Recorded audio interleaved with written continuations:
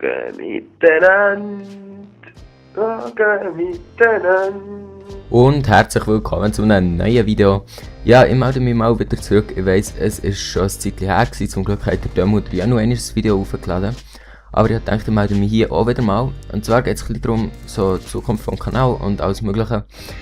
Und ihr habt ja gemerkt, dass ich nicht so viel aufgeladen habe. Und das liegt daran, dass erstens natürlich die Schule, also die Schule stresst mich ziemlich im Moment. In der nächsten Woche habe ich, was ist es, glaube ich, 4 Tests und einen Vortrag. Vom Montag bis Donnerstag. Also nächste Woche könnt ihr auch nicht allzu viel erwarten, aber ich habe es jetzt so gemacht.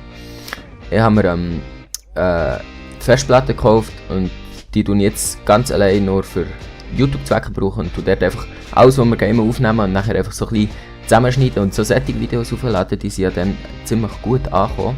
Ich kann mich noch erinnern, das habe ich schon mal gemacht. Ich kann euch sonst eins verlinken. Aber ja, das ist eigentlich so ziemlich alles, was ich wollte sagen.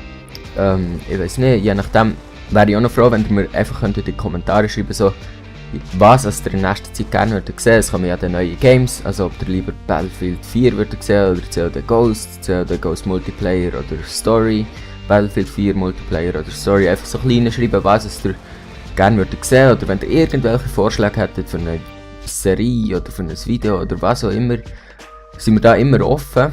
Also wir haben ja auch schon in der Vergangenheit, wenn jemand etwas vorgeschlagen hat und wir die Idee gut gefunden haben, haben wir es gemacht.